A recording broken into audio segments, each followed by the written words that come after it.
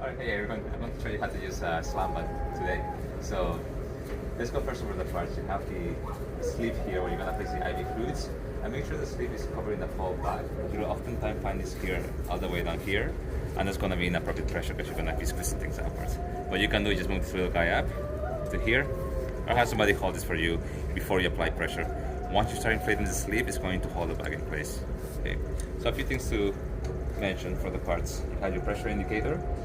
And it's going to be slowly going up as you put more pressure in, and you want to keep it on the green section.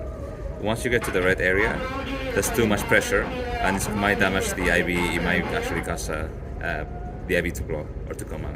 Okay, so the other thing you want to focus here is the bulb and the three-way stop plug. So just like you will with the thoracotomy or abdominocentesis, this way is close to the room, and then now you have these two systems open. So what you're going to do, you're going to squeeze to inflate the sleeve, and it's going to take a bit of squeezing, and actually some people might want to go this way if you want to really go fast. And you can see with all the pressure I'm still not quite where I want to be. So why do we want to use Slam Bag? We want to use for rapid introduction of fluids to the patient. You can even use frozen plasma or fresh blood in here to deliver blood products as a shock rate. Okay, so there we go. So that's where you want it to be at. Okay, as the fluid gets pushed to the patient, this is going to release pressure because the bag is going to be more empty. So you want to keep applying pressure as needed. It's going to release it for 1 second. So now let's do this whole procedure with the line open, so you can see how that will work. Okay, so same thing. You can see on the line here how quickly the fluids are beginning to come out.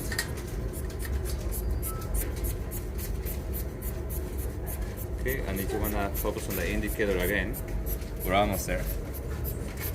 Okay, alright, so we can keep it here for now. Let's take a look at the bulb, see how fast it's going.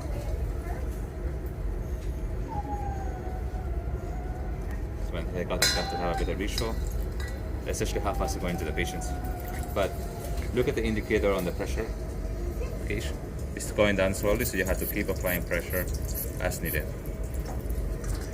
Of course, it will depend on the doctor how much fluids you want to give to the patient, so you want to keep an eye on the bag. But typically, depending on the doctor, you might give like a whole bag or half a bag. Okay. And then obviously to release pressure, just open the room to the back. Surgery admit to reception for Yinzi. Surgery admit to reception for Yinzi. Alright guys.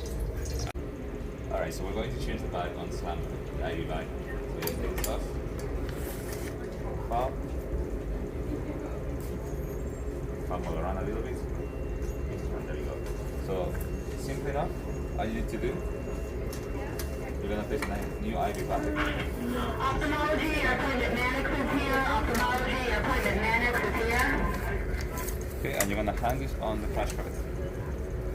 And then you're gonna put this guy in there now. Just like the last time. You might want to put the line first actually. Here. That first. And then the IV bag. And then grab the bag. Sleeve all the way here, so make sure it's nice and tight on the astral line itself, on the bag itself. There you go.